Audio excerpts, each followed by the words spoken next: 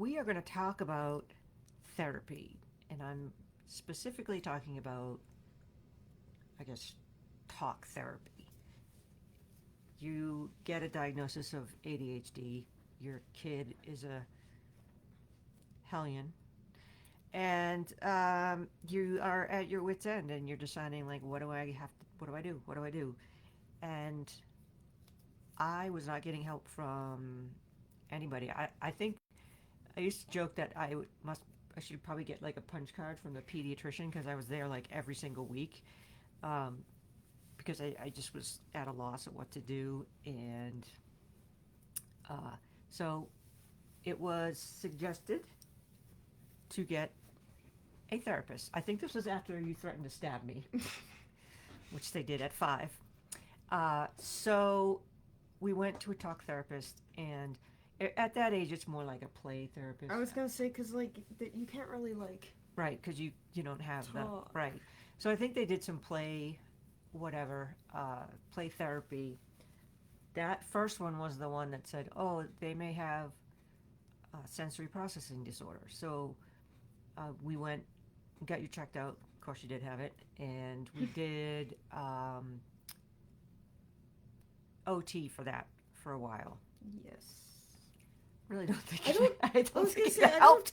know if that did anything. You sure had a grand time though. It was basically just Play around. weekly play sessions. I don't understand because like there's nothing you can do. Like I mean maybe building up tolerance I feel like it never really. for sensory stuff, but I just don't think it is something that really can.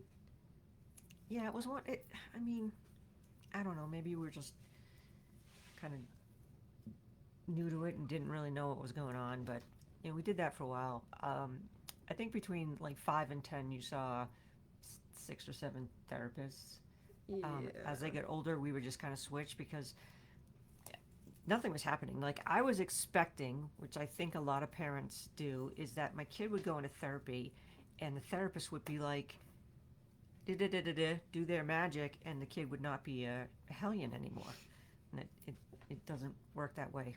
Yeah. Um, I don't think like I don't know. Maybe OT helps with like building up your I guess durability to becoming overstimulated, but I feel like that's not necessarily true because if anything school did that, like being in yeah. overstimulating environments, you kind of learn how to deal with it. Yeah, and also like I think OT in school was helpful because they worked on specific things like fine motor skills and stuff like that. But um, as far as the sensory stuff, that's just something we had to kind of trial and error figure out for that.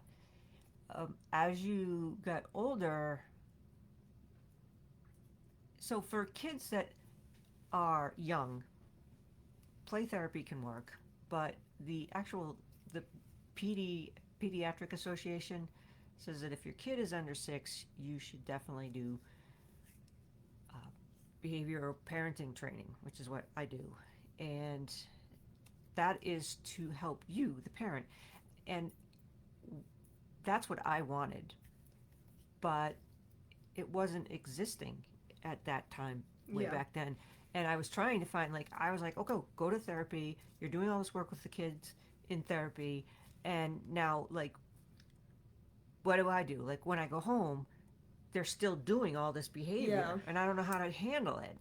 And that is where I see the gap, because I'm not saying therapy isn't great. I feel like your kid has to be like, Coda's always been very insightful. So they were able to do therapy earlier, and because they were able to uh, express their feelings and talk about what they Yeah. were feeling and things like that. My But still, youngest, it does very limited stuff when you're that age because you have very limited words right, too. Like when I was dealing with my anxiety, in like I don't know what age I was, but I was pretty young, um, and I was dealing with really severe anxiety about like school at like literally just everything. I was Yeah. so anxious all the time, and I didn't know the words to describe being anxious.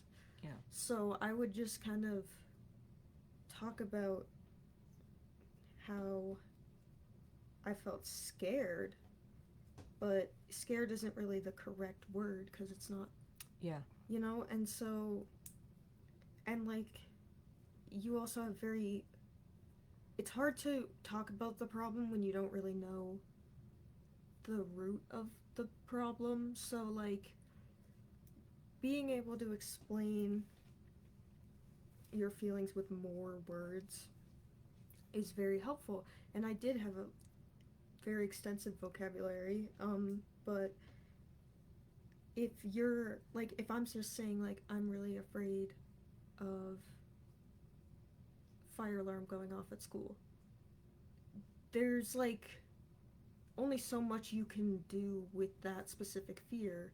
Or if people are like, hey, like, or if I'm like, hey, I'm afraid of going upstairs, what are they supposed to do about that? Like, because they don't, I can't explain, I couldn't explain why. Yeah. I just was.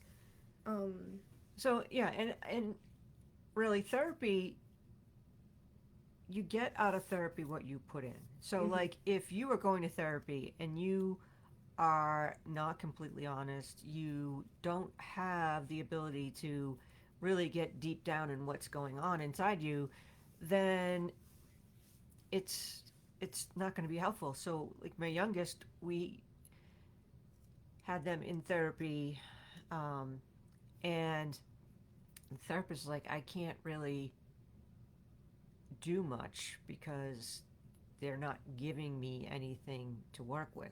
So we just said, okay, no more therapy. They have now gone back to therapy, and but they're older. They're 18 now, but they started maybe 14, 15, maybe 16 with this therapist. Probably about 16, and they were able to Put a little put a more. little bit more effort into it and be able to uh, define things that were happening. Mhm. Like, this is how I'm feeling right now. These are the thoughts that I'm having, and then the therapist was able to work with them better. So again, therapy is great, but I don't think it's the greatest thing when they're little. Yeah.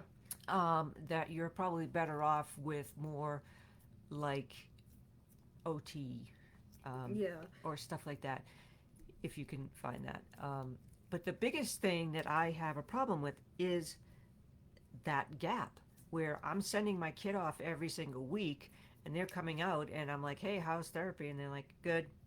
And It gets then, a lot harder too once you turn 16 because they're more yeah, that, cagey with the information. right. So I would say like every couple of months, I'd be like, hey, what's going on? Can we kind of talk about this?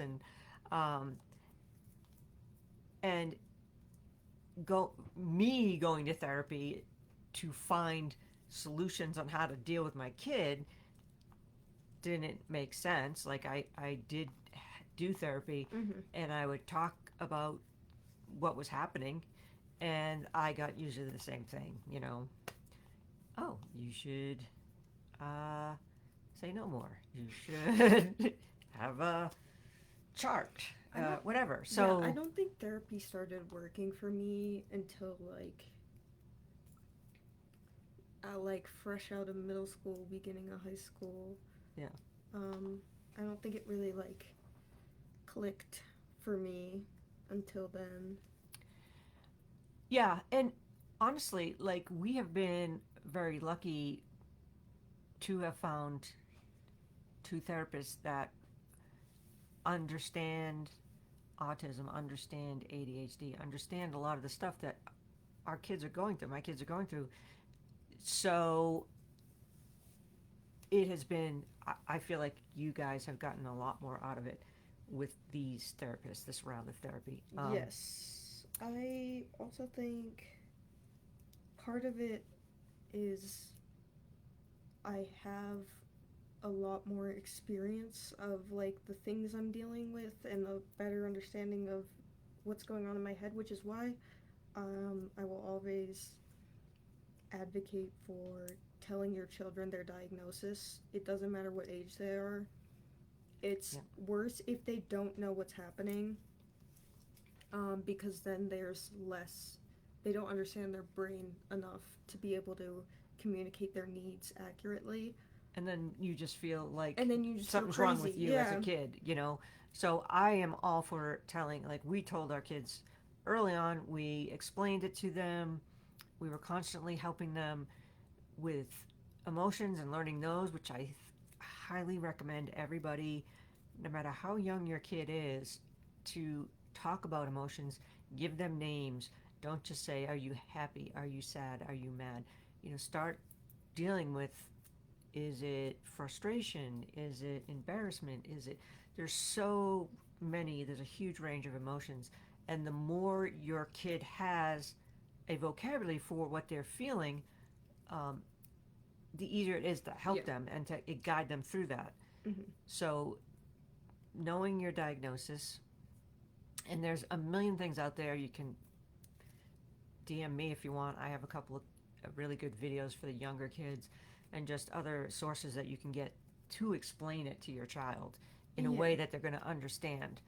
Um, I am I'm on the fence about, like, I don't think I've ever explained it to you guys like, this is awesome, you have a superpower, blah blah blah blah blah, you know.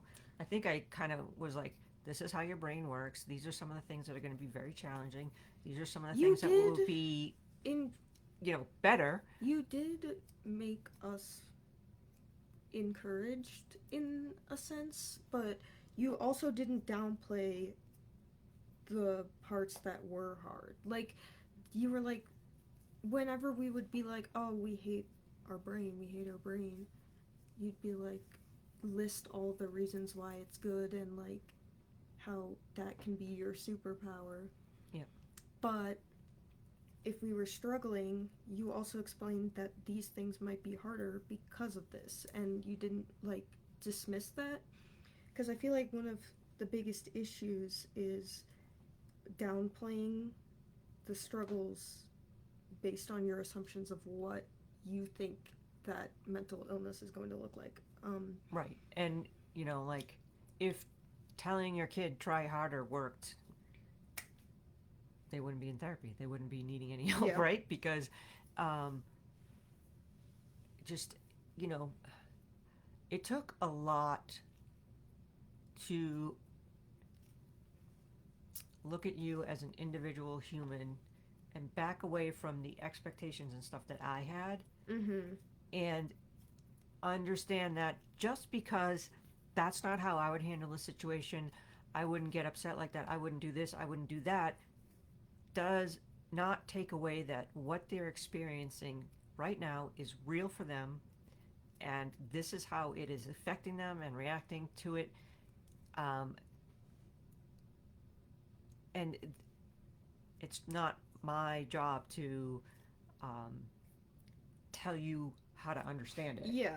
It's my job to help guide you through it and to do the best I can with whatever information you can give me. Yeah. I think a lot of issues with um, with therapy when it comes to having something like autism or ADHD, um, is like, if you,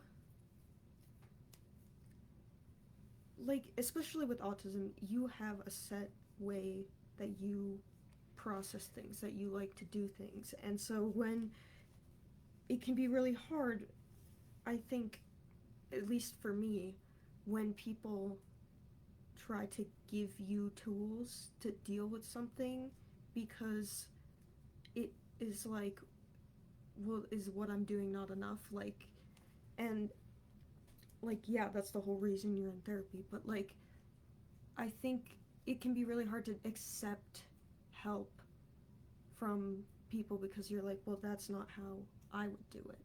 But sometimes the way you're doing it is causing more of an issue for yourself.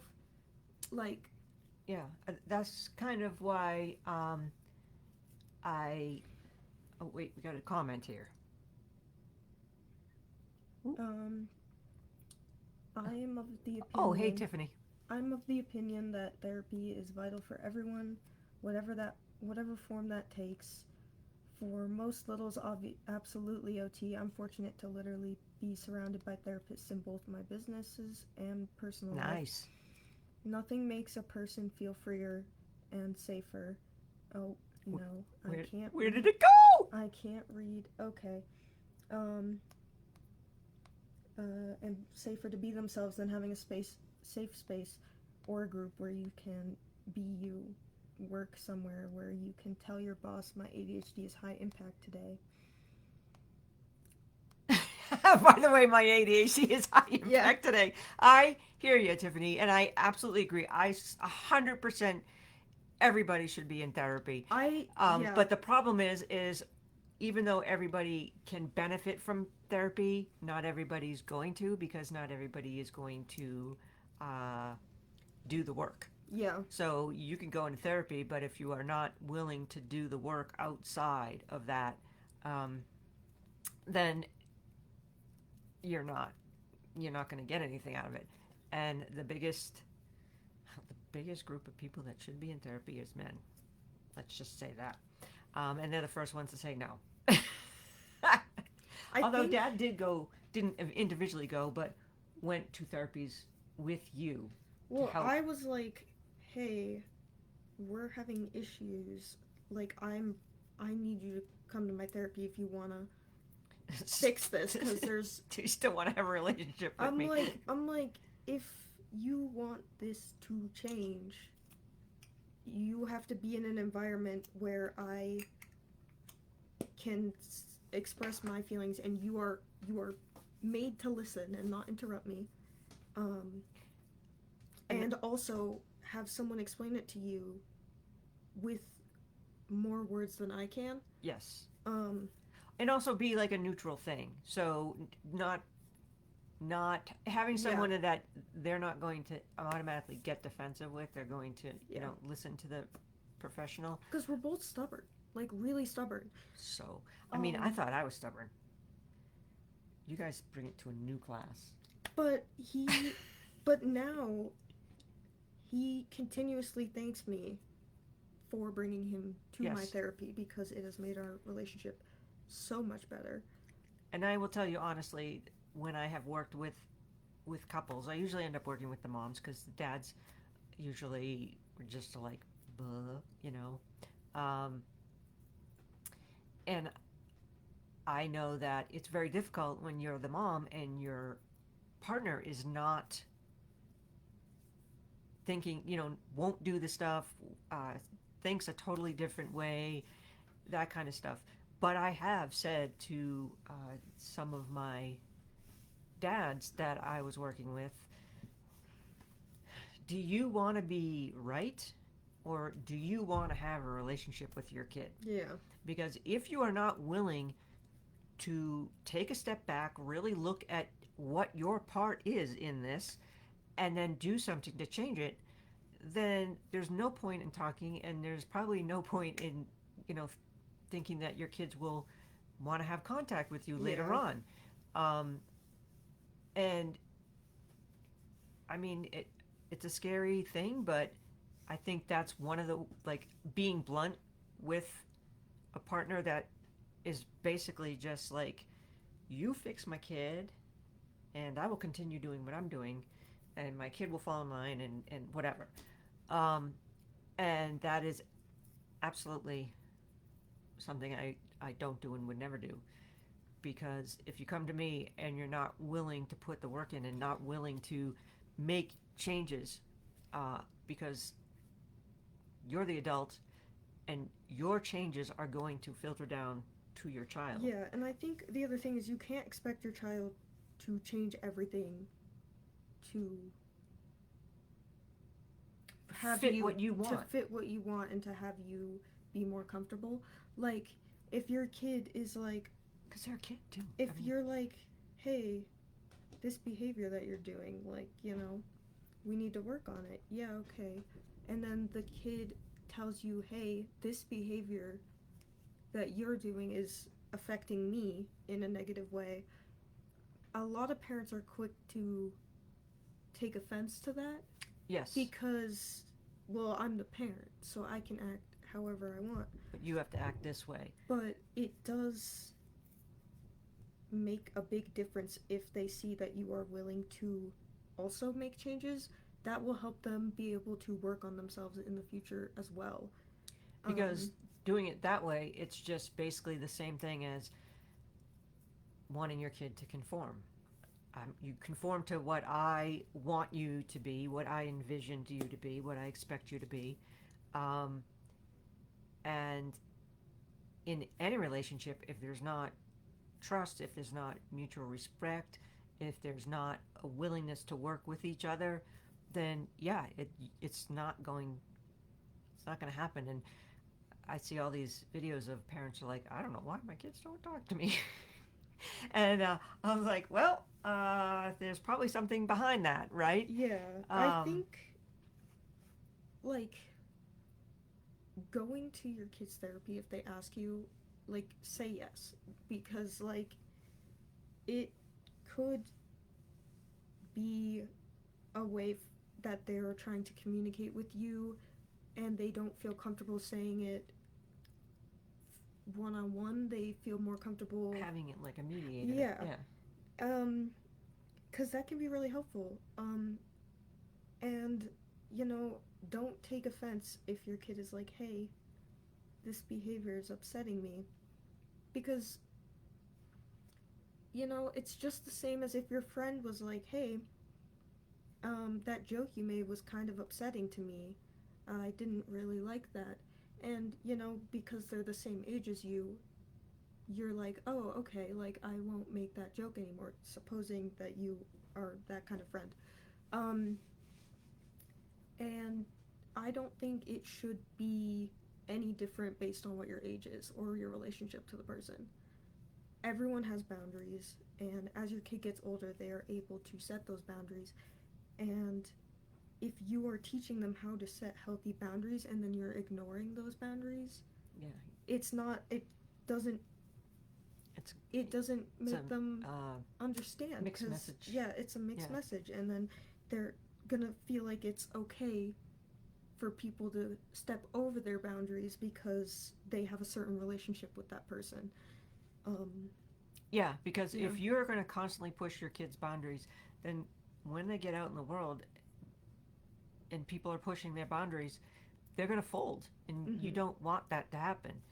So you can't have your kid give your kid these boundaries and then they set them as well and you don't respect them. And So that's why I think therapy is very helpful, especially for parents, because one of the things that my therapist that I remember very well explained it is like, you have the parent and the kid relationship. When there is a serious conversation, you both, no matter what side you're on, if you're on the kid or the parent, you have to be on the same ground for anything to happen.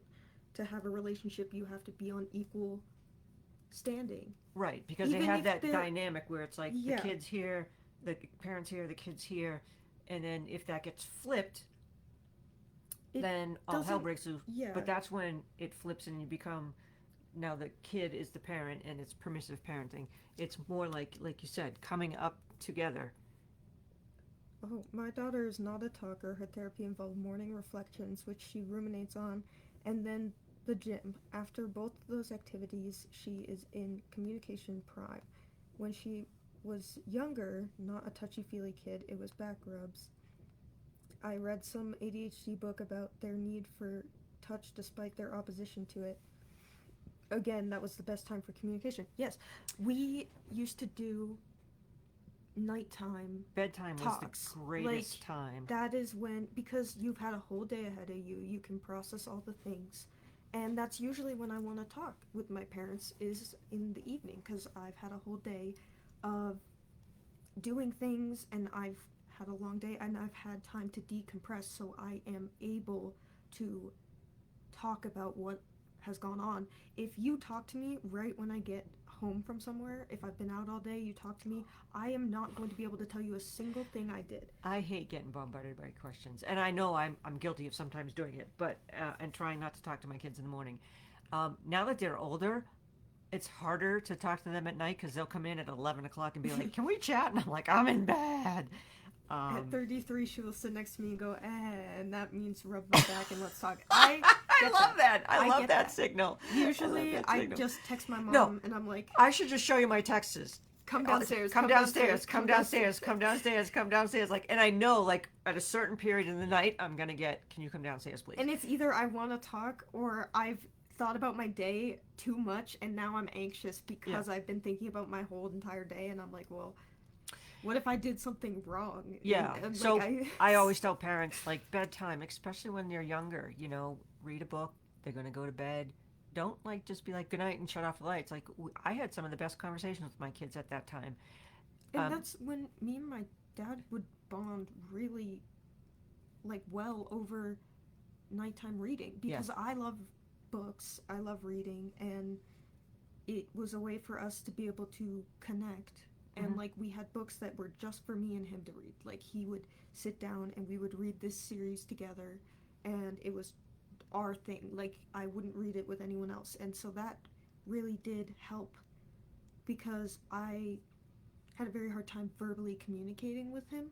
So having something we could talk about that was our thing was very helpful. And I think that, my youngest was a big talker at night, but now is as they've gotten to be teens, has been more closed off and has had more difficult times. Um, so because as a teenager, I'm not going in and I'm reading them a story or anything. So like there's less connection there. Um, so like as teens, riding in the car, we've had awesome conversations. Car talks are like the go-to for teens. Like I have some great conversations in the cars with like my friends, my family, all that. It's like a really nice thing, especially at night. But and you were always way more touchy-feely than Luna was, and so I always make it a point to wait for them. Like if they'll come up to me, and I'm like, "Okay, it's okay," or I will ask, like, "Can I have a hug?" And if they say no, okay, fine, I won't. But as I've gotten older and I've like had more people experience, I'm very picky with physical touch now. I've definitely gotten really weird. Yeah, when you guys were younger, like you were monkeys. Like I couldn't ever be without you touching me. And I'm like super like it's very it's kind of like a cat. If I don't if I don't want you to touch me, you will know. I will make it very apparent that I do not want to be touched and I don't want hugs. I don't want anything. And then usually if I want affection, I will go up to you on my own and be like, hug me. Yeah. So I'm like, "What do you need? What do you want? Can I just get a hug?" I'm like, "Okay, well, just ask me." God, like it's genuinely really bad. Yeah, so I think, and with years of therapy, I've been able to be like in tune enough with my emotions to know when I don't want to be touched and when I'm like uncomfortable about it. But I don't know. Therapy is just like a very long process is the thing. That's the problem. Is it takes a lot of time to see some kind of results. And if you have ADHD, it's hard to wait for those results. I'm so impatient. If my therapist is like, "Here, we're gonna work on doing this," you're like, "How much longer do we have to work on this before we can move on?" I'm like, "I'm not seeing any progress. It's not working," and it's like 2 days into doing it.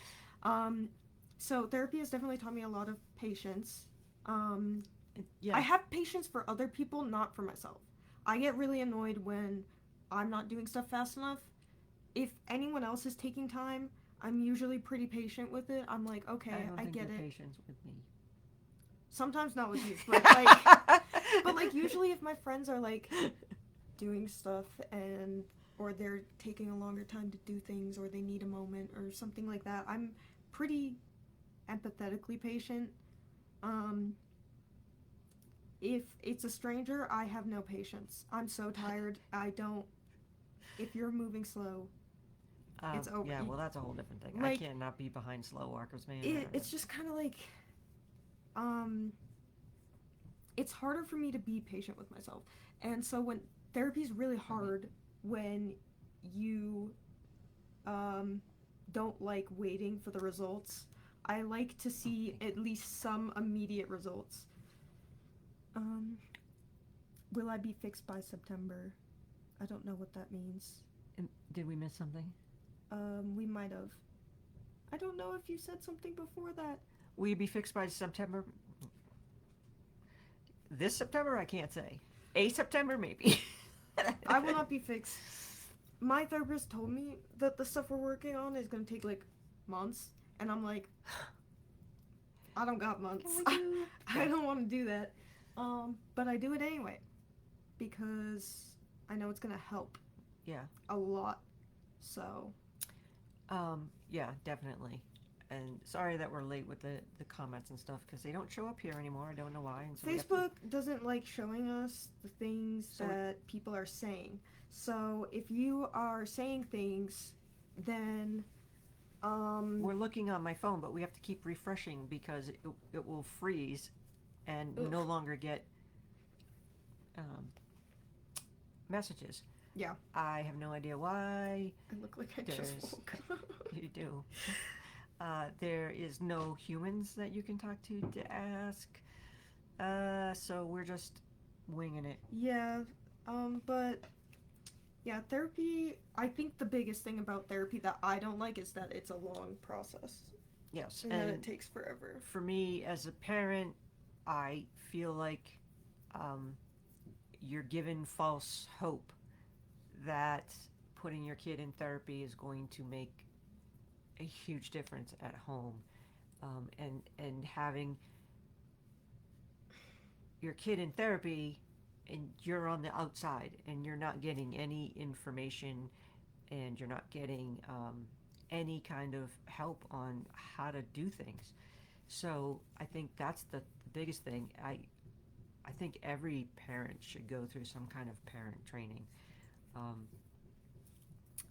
what I do now is what I wished was available, that I was constantly looking for, and it did not exist. So, but now I exist. um, and if you would like to know more about it, you can check out my free masterclass, 3 Steps to Stop the Daily Battles. Yes. And I think one of my favorite parts about therapy is it's someone to talk to that I don't talk to every day. As someone with autism and ADHD, I really don't have that many friends. Like, I have a lot of acquaintances and like friends, but I have like a small circle of like people that I talk to all the time. So having someone who is an outside person that I know for a fact is safe for me to talk to, and just be able to talk about things that maybe sometimes I can't talk about with people close to me, or I don't feel comfortable talking about with people close to me. It kind of just opens up a lot more of brain dumping for me, and that is very helpful.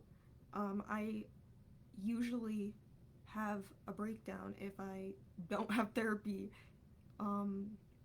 during a week. I'm like, I don't feel like doing therapy, and I'm like, if you don't do therapy, then you are going to be a nightmare.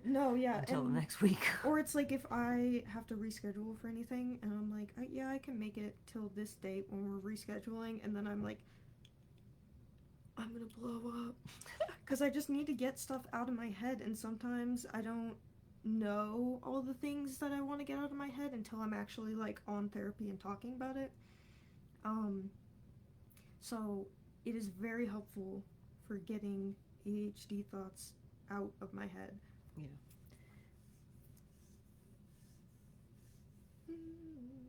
Oh, being impatient. Yeah. Yeah. Get it totally. So is there anything you would tell parents as a kid, like what like I know I get a lot of comments from kids saying, I wish my parents would talk like this or do this or whatever. I think, So from a kid's point, yeah. I mean, you're an adult now. I'm an adult now, but I was a kid. That's how it works. Recently. So I think, like, one of the biggest things that has made a difference for me and made me feel more comfortable communicating things, and especially heavier things, with my parents is you don't force them to tell you what happened in therapy. If they don't want to talk about it, they don't. And you know, as a parent, I know it is probably really hard to see your kid struggling and they don't want to talk about it. But sometimes it just is something that will happen as they process it more. Like, there's a high chance, a lot of the times, if I don't tell like my parents about stuff that's happening in therapy, it's because I haven't worked through it all in my head yet. Or it's too hard to talk about until we've finished it. Yeah. So, it's kind of, if you don't force them to tell you things and you just are showing that you support them and being like, hey, did therapy go well? That doesn't prompt that you want to know what happened. It's just like asking, like, you know, do you need anything? Like, do you want some water or something like that? Just making yourself a safe person, because that they'll come to you when they're ready if they know you're a safe person. Yeah. That's good. Yes. I like that. So, anything else? Also, don't force your kid into therapy. I've seen a lot of parents be like, my kid needs therapy, my kid needs therapy. I was put into therapy when I was younger, which, like, is fine, because, you know, I definitely needed to do it, and when you're younger, you're kind of just like, we're doing this. Yeah, and it's hard because as a parent, that's what I was being told. And so now as a parent, telling other parents, like, your best bet is to get parent training. And I think it should be something that's kind of like required, I guess. Like, you know, I think there should just be something that is like, hey, here's a general idea of how to parent. Because, like, I mean, there's everyone's books like, and stuff. Everyone's like, you'll just know. Like, you'll have that instinct. And I think maybe, I don't know, because if I had two neurotypical kids, maybe it would be different. Would it be different? Like, would it have been easier? Whatever. So I can't speak for a neurotypical parent, and I can't speak for a neurotypical child. Yeah. Having one, because I have not had those. But I can speak as a neurodivergent person who has neurodivergent children.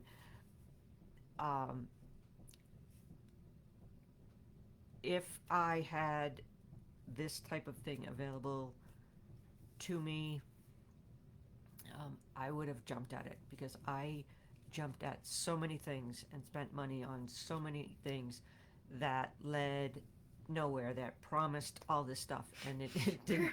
Parental rehab should be an annual retreat regardless. Oh my God, wouldn't that be awesome? Dude. You should be able to have some kind of a rehab, or just, you know, like, I don't know, you can go to a place and you don't have to worry about your kids, and I guess that's daycare. Preschool. I need adult daycare. I think also one of the biggest things that I would tell kids, this really only applies if you are a child that is able to, I don't know, middle school and up, um, be patient with your parents because, I know it's easy, especially when you're a teen, to be super angsty and nobody gets you and all that. Especially if you're neurodivergent, it is very hard to go through school in middle school and high school and then to also feel like your parents are hounding on you or like you need to get good grades and there's all this pressure. But I think and this will come with your age, but your parents most of the time are just trying to figure out what they're doing because you know you don't get two lives to learn how to parent. You just have to do it the first time and figure it out. And the firstborn is usually the experimental. Yeah, so it's really difficult, and especially because you're getting your kids are my kids are your kids. I think Yes, definitely a village, especially if you are a parent of a neurodivergent kid. I think the village is way, way more important than having people in your village that understand your children, are willing to learn about your children, and are able to fill in. Accommodate too. Like if your kid is coming to me, I need to make sure that that I know everything there is, and the things and how I'm going to handle it is going to be similar to what you do. So like there's a group of parents that I know that I would be very comfortable having my kid, and knowing that if my kid needed a little chat, that they would be able to do it. Or if my kid ran into a problem and was having an anxiety attack or anything like that, they would know what to do, and I could feel safe with that. And I think that's harder to find when you're neurodivergent, like when you have a neurodivergent. I think that is one of the things that I will say to all kids. Anyone younger than me, I will say it is so hard to make and keep friends. It is difficult. I only have maybe 2 or 3 people that I have known for most of my life and have kept for that long. Most of my other friends have dispersed, and like either we don't talk because we're farther apart, or our lives just went different directions, or there was a falling out, or there was something. But having a big friend group is not what makes or breaks your life.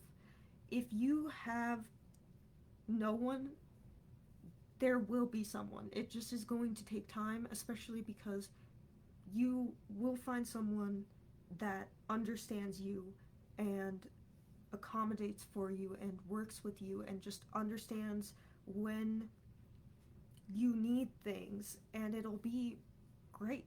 Like, I truly do believe there's a friend out there for everyone. And like, I have recently found one of my best friends ever, and we just understand each other, and it understand how the other's neurodivergent brain works, and it's very, very refreshing to find that person. But high school and middle school relationships are the worst it's going to be. Once you're out, it's fine. Those are the toughest years, especially if you're neurodivergent. But so cool. Like, I don't think I talked to any of my high school friends, save for the person I stopped talking to and then continued. Like, because my best friend I went to high school with, and then we didn't talk after I graduated high school, and then I commented on like a post, and now we're like best friends. So it's like it's kind You of never just know. you know it most of the time. Most of my high school friends I don't talk to. So like I'm talking to mine. Hi, Tiffany. my granddaughter just finished Spanish immersion kindergarten. Oh, what? Wait, that sounds cool. What is happening organically with the parents of the 23 kids is magnificent. Probably because they're gonna be together for 8 years, but it's cool. That's so cool. And I wish that we had language younger, because like we got stuck in it like in seventh grade when Nobody likes each other. yeah, not even that, but just like trying to learn a language like, when you're in the height of middle school, being able to like have something, learn it, and be able to use it. Like that's the hardest part. You can learn a language, but if you don't have people that you can talk to with it, it's very difficult to get fluent. Yeah. So, hi, Tiffany. Yes, Yeah. Tiffany and I went to high school not long ago, just very, Yeah, very recently. very recently. Yeah, I think genuinely the stressed I've ever been with friends was high school. Like that, it was so hard. Yeah. And middle school, I was too worried about literally everything else to be concerned about making or keeping friends. There was a lot of drama in my middle school that I just missed because I was like, I'm stressed about literally everything. I'm scared. I was like a little alley cat, and everybody is like doing their thing, and I'm just like, What parents are learning growing together? Yeah, 40. Has it been 40 years? Please don't say. Please don't say that. The cool thing about us growing up, like we were in such a small town that you pretty much from like there was two different elementaries, but from middle school on, you were with these people. Like our graduating class was 97 people. Like you knew everybody. yeah. Everybody knew everybody. Your parents knew their parents. You know, it was just such a small town. I went to school with like pretty much the same people from like first grade all the way to middle school, Yeah. and then like And you would have gone. and the thing is most people kind of dispersed at high school because there was a bunch of other options within the school thing. But like basically from like late elementary to early middle, I was with like the same people. Just we were kind of separated up a bit. Yeah. That's the fun part about having a small town. And I mean, I can't speak for high school because I left the States, so Yes, and but left high school, but yeah. Yeah, and it was totally different when we were going than it is now. So Yes, that is. cool. Anything else, dearie? I know you want to eat. I did eat. I'm kind of just. I don't know. I feel like I'm saying the same stuff over and over again, but I feel Okay. like that's kind of on point for therapy to talk. It's pretty Just much. talk about the same thing over and over. There again. is also, if talk therapy is not your thing, art therapy is amazing. Horse therapy. Don't go to horse therapy unless you really like horses.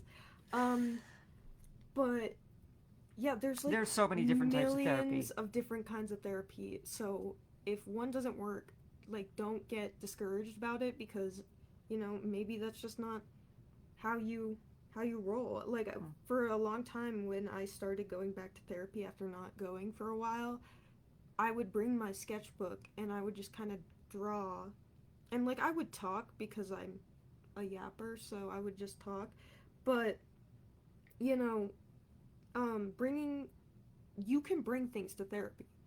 Like So the thing is most therapists are pretty flexible when it like a good one will let you do Yeah. what you have to do to Luna's therapist was like, Luna has a hard time like talking face to face, so Luna would go on VR and chat while they were on the VR because that was where they were most comfortable and being able to instead of like having to look at a person and talk whatever. it can be really stressful. So if you find the right therapist, they will do whatever you need to be able to Yeah, like my express yourself. therapist, if we do significantly difficult work, he'll use the like last 10, 15 minutes where I can just talk about whatever I want.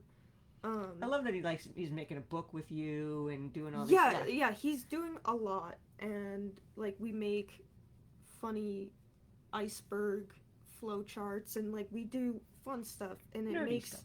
yeah, it makes, we talk about nerd things. He has a lot of like D&D stuff, so we talk about stuff like that. It's just finding the right one. It might take Yeah, a long time, but like when you do, it'll yeah. really help. That's when. So it can be frustrating, but Yes. keep trying. And also, if you get bad vibes from a therapist, there's nothing keeping you there. Like, I've had some some I've really. had I've had therapists where I loved them, and then they kind of like shifted in vibes, and I'm Yeah. like I had this one therapist who was doing my therapy, and then she was like moving towards group therapy, and I'm not doing that. And then she went totally like.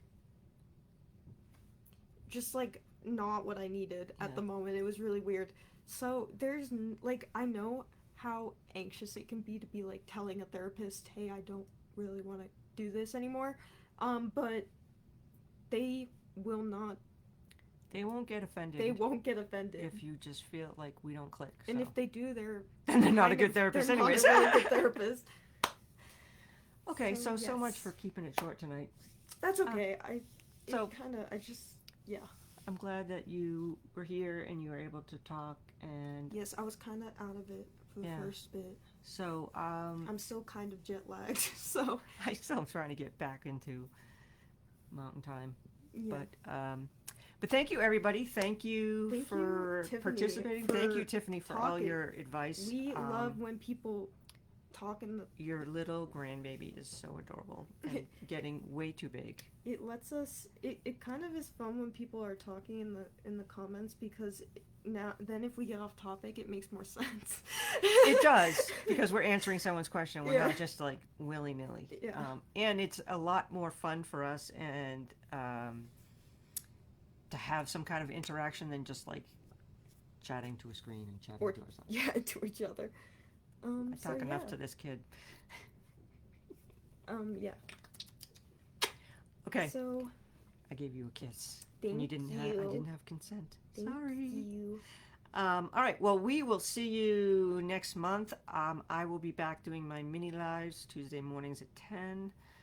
Again, check out my new masterclass.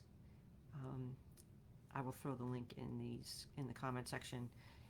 And have a great evening, great rest of the week. Keep moving forward. Now let's try to end this. Okay. We never do it right. No. Bye, bye, bye.